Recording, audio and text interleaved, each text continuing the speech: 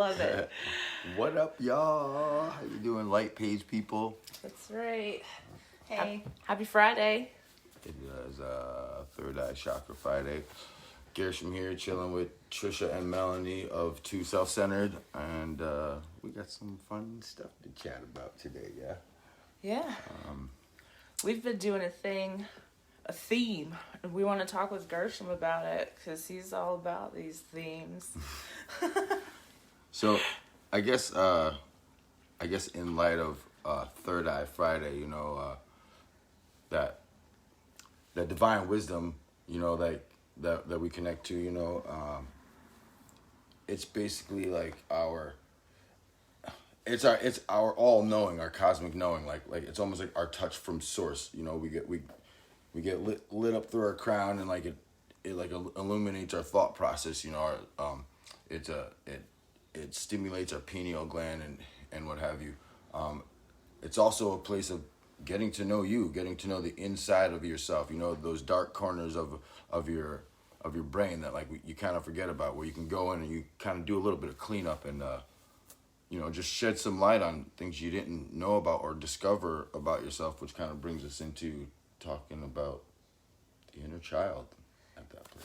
Yeah, so a theme that we've been doing on Too Self-Centered is, we've been talking about it this week and last week, is Find Your Inner Child Friday, because something happens over our lives that like dulls that little soul inside of us, and it's like, I feel like now more than ever I'm kind of thinking more about it, and it's like I want to know like what happened and where she went, and figure out like how to make it work. Not that there was anything terrible, but I think we all have things we can improve on.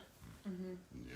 And I think too, there's something to be said for like appreciating your inner child. Like, you know, we talk about like expressing that energy and creativity, and not in the sense of like, oh, be immature, you know, but it's like, no, appreciate like the innocence and stuff, and like allow yourself to be excited about things that like, without worrying about what other people think about what makes you excited, you know? Yeah. Like just remembering the newness of things, even if you've seen it 1,000 times. Yeah, that awe, that like childlike awe of like seeing, like you said, seeing stuff for the first time. And you know, using your imagination, like that's a huge part, and I think that's another thing that connects it to the third eye somewhat. It's like that part of you, and the third eye is like people who are really in tune with it and really good at using it. Sometimes like, you know, advanced third eye work can be known as like seers and stuff, and it's like, well, you hear about a lot of children who are seers just naturally. And it's like we get disconnected from that part of ourselves that's so like innocent and just sees everything, sees the whole picture. You hear those stories about those kids that like they remember like their life before this one. There's one that stands out to me. I don't remember if it was on like an alien documentary or whatever, but this guy, like this kid who's now he's an adult in the military. He would have these nightmares about like crashing and being underwater inside of this capsule, and it turned out, and they named him, I think his name is James. Turns out the pilot before this guy was born crashed in World War II or something like that, and died in the plane, and his soul went back to this kid, and he remembers the whole account of it. It's pretty amazing. Like, if I can find that documentary, I'll post that shit later. It's fresh. Yeah, and it's cool, like how, you know, you hear those stories all the time. It's kids like being able to like perceive things and stuff that grown-ups aren't able to anymore. And another thing about kids, like little kids, like before they're 5, they'll tell you like bizarre stuff about like, good example. Let's say like you grow up in a household that goes to church, you know. You'll have like little, like I know what that's like. Yep. I've had one of my kids at 4 years old say, you know, I don't really, you know, I go to church and I listen to the stories, but I don't really believe these. I don't believe this particular thing, and they have a really sound like way of explaining their idea of like God and existentialism, and it's so innocent and pure. It's like no thought. It's like streamline. And then like you go back and you look at that junk later, and you're just kind of like, damn, like I never would have thought of anything like that. You know, like we can do that. We can have that. We just got to remember like the joys of being a child, and you know, like one of the things I like to do is like in some of my moments of trauma, I have to go back and remember where that spot was that I felt that, and like be myself as an adult and go find little Gershom or Gumby or Joshua, whichever one of those three kids I was that I was feeling that emotion, and I gotta be like, hey, come here, buddy, give him a hug, you know, and take him by the hand, say, hey, let's go try a new way of doing this, and let him know that it's okay. You know, that's not an easy thing to do sometimes. You got to break some huge barriers in that. There's something powerful, like we were saying, about remembering when you first started feeling those like powerful emotions, and like what part of your life did you have like when do you remember like, you know, being this angry or overwhelmed or whatever it is, like yeah, when did you start to feel the weight of the world a little bit, you know, when your inner child starts to get oppressed, and for what reasons? And yeah, absolutely, those are all important things to kind of pinpoint and figure out. It's like when I asked my dad about like so they talk about Jesus and they talk about dinosaurs, but when do they never talk about, he's like, see kid, that's the problem. But it was like such a innocent question of like, I just happen to notice this timeline and this timeline, but like yeah, and you know, like, I mean, if you just think of it in terms of like, I mean, you were saying like, you know, you're seeing things more clearly, so just again, just relate like to how clearly you saw things and how unapologetic you were for how you perceived those things, and you know, like ask that question, you know. Yeah, like now those you get questions. polluted by like, really gonna think about this question, or like, you know, there's just so Nicole's much. watching. Hi, hey, Nicole. what up, Chloe? Hey. What's going on? Yeah, like you know, like I remember some of the things as being a kid that like caused me to be like real jaded for a long time as an adult, and it's like I'm glad that over the past 5 years I found this light, you know. But like, you know, one of the so I think we were talking about this yesterday. Like one of the biggest things for me that I go through is like a failure complex, and what was the other one I said? The failure complex, and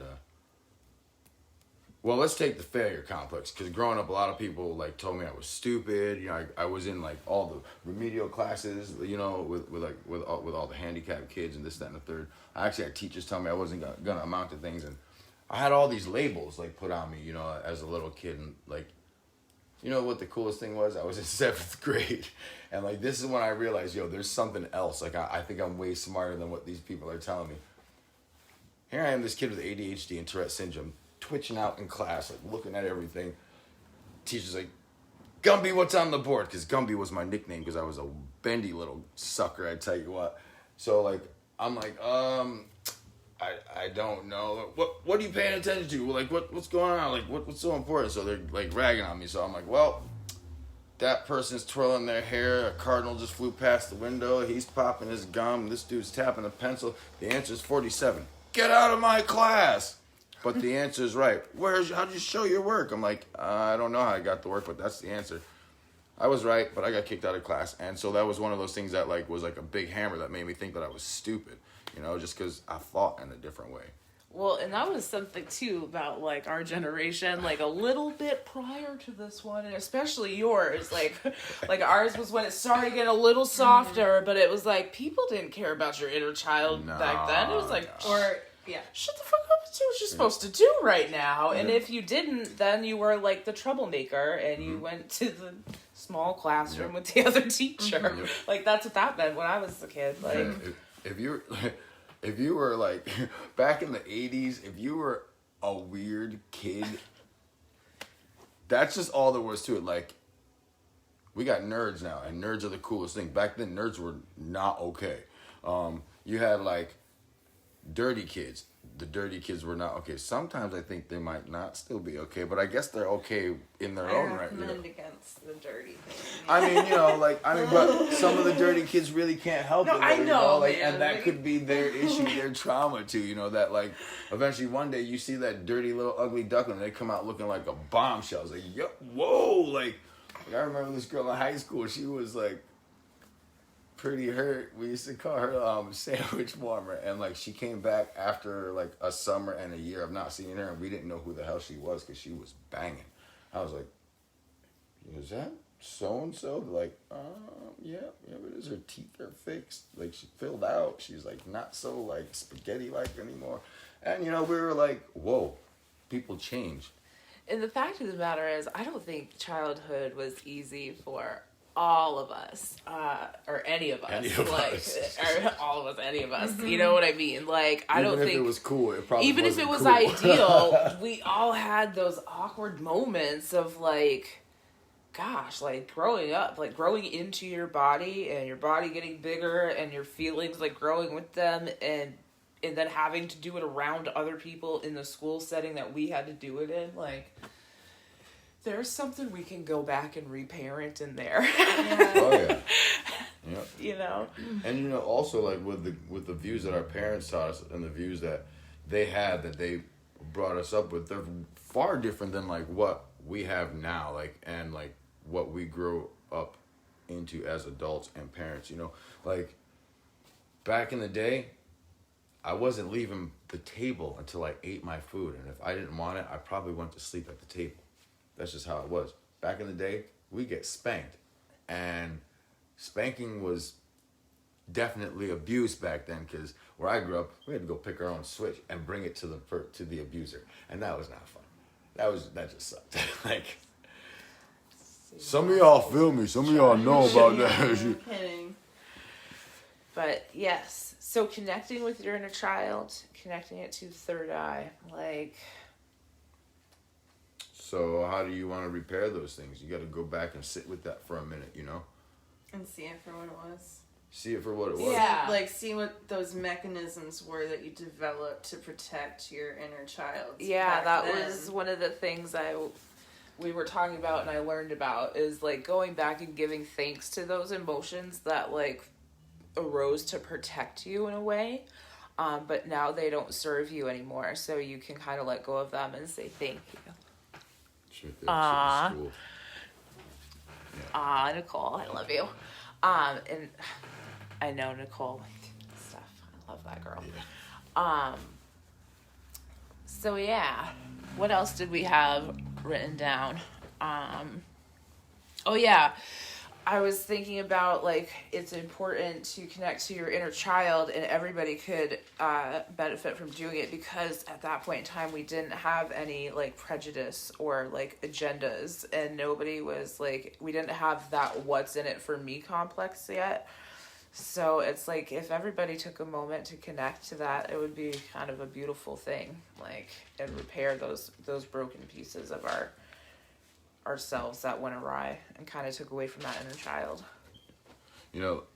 One of the things I like to do when I'm feeling some of that childhood trauma, and I don't know if I mentioned this, I probably did mention this in some of the lives, but a lot of times those traumas are up here in our head, right? So we're always we usually put our hands on our head and just because we're stressed out. But if you have one hand on your head and you take one hand and put it on your heart and you just start rubbing that junk, this shit's gonna calm down. Now, I'm a very tactile person. I'm kind of a spaz.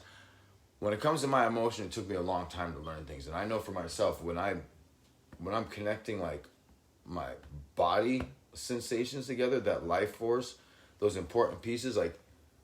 For somebody with Tourette syndrome, I go through a lot of thoughts, so I gotta slow myself down, and I start activating my heart chakra a little bit, and that shit that's in my head now becomes fertilizer for the garden that I'm trying to fucking build. You know what I'm saying?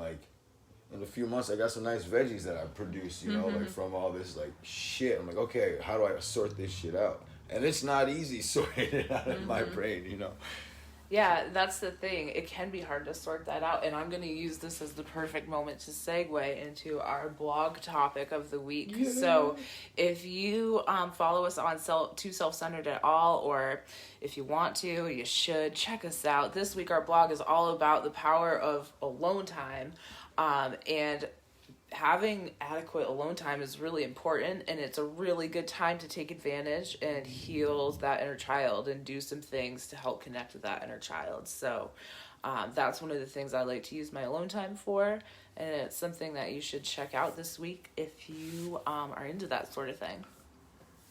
Yeah, highly recommended. Yeah, alone time. What an idea. I know. It is a wonderful tool. Yeah. And the cool thing about it, as like grown-ups and people who connect on this sort of thing, it's like you understand the power of alone time and the fact that it's like not an insult to anybody. It's just something everybody needs. And alone time is one of the best times to have your own meditation. Like, you can sort your own shit out with nobody bothering you. You can turn your phone off. You can go into the woods. I like going to the woods because I just like listening to the leaves rustle above my head. But it also gives me that almost white noise space where I can actually go in and shut the fuck down and just let shit, like, clear. Like, I can go into, like, a really good meditation. And meditation is not always about clearing your head. Like, meditation is focus. Go clean your room. Go focus on cleaning your room. Yo, nobody told you how to focus. We had this conversation. Somebody tried telling me to clean my room, go focus on cleaning my room, but you know what?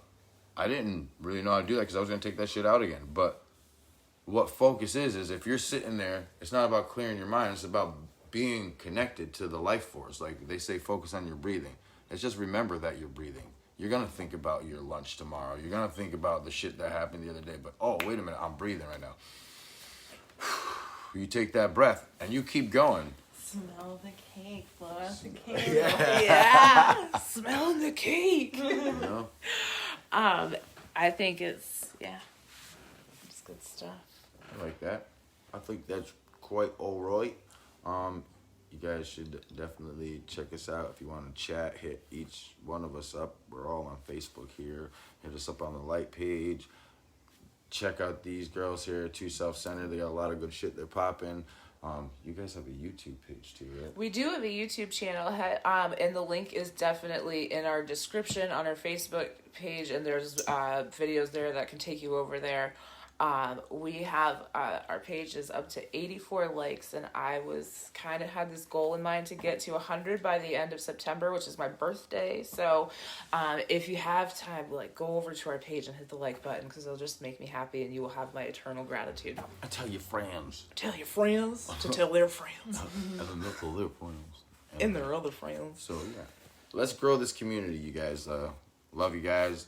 Let's stay together in light, and anybody need to chat, we're here. Also, go check out my YouTube page, Gershon Moore. It's time to heal. I'm probably gonna try to figure out how to upload this to my page. I know they're gonna try to upload it to their page. And there's gonna be uploading and downloading and content and dates and numbers, numbers and dates. Hit us up, y'all. Peace out. Namaste. Thanks.